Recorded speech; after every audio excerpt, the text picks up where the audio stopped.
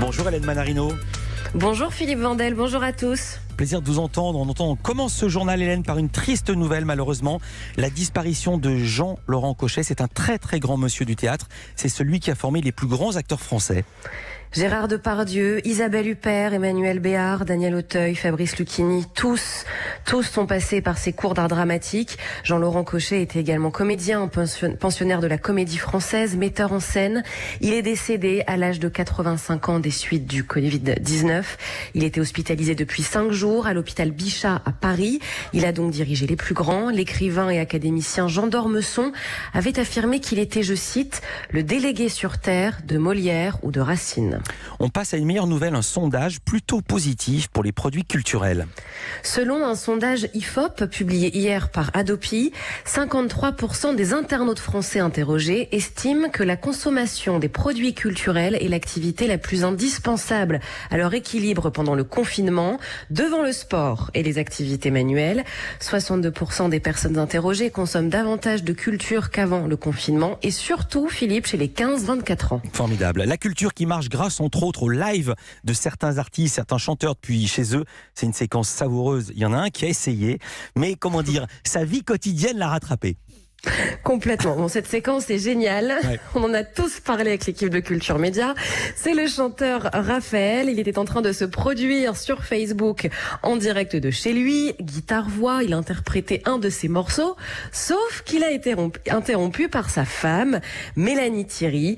Scène du quotidien devenue culte. Écoutez. Pas de nom, pas de jour, encore rien regardé. Même pas pris.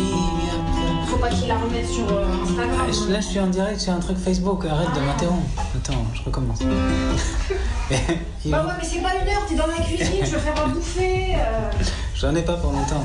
Je crois pas. Vous me laissez 2 chansons, juste 2 chansons. Voilà.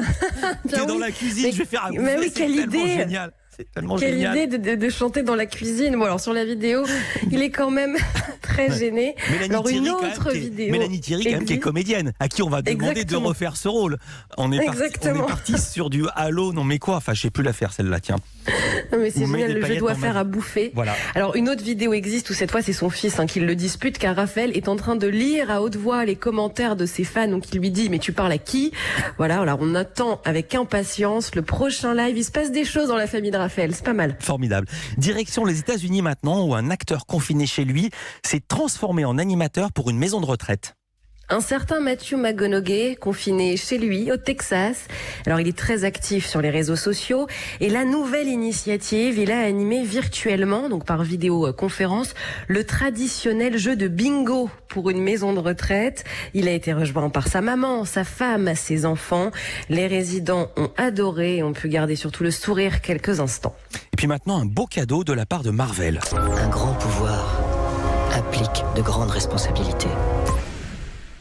12 de ces comics cultes sont disponibles gratuitement sur Internet. L'entreprise vient de lancer Marvel Unlimited sur le site donc de Marvel, Avengers, Captain America, Captain Marvel, Civil War, X-Men, Black Panther. Les 12 premiers sont disponibles jusqu'au 4 mai avant d'être remplacés par d'autres. Je rappelle quand même que l'intégralité du catalogue de Marvel rassemble 27 000 comics. Oh dis donc, on a du temps pour le confinement. Et tiens, justement, Hollywood déprogramme toutes ces grosses productions.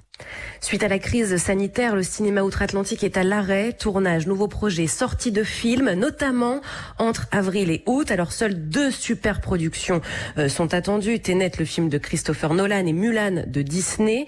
Des sorties qui pourraient être encore décalé évidemment. Alors Wonder Woman 1984 sortira finalement au mois d'août, Black Widow au mois de novembre, Maverick, le 2e Top Gun avec Tom Cruise, ne sort plus le 15 juillet mais le 23 décembre.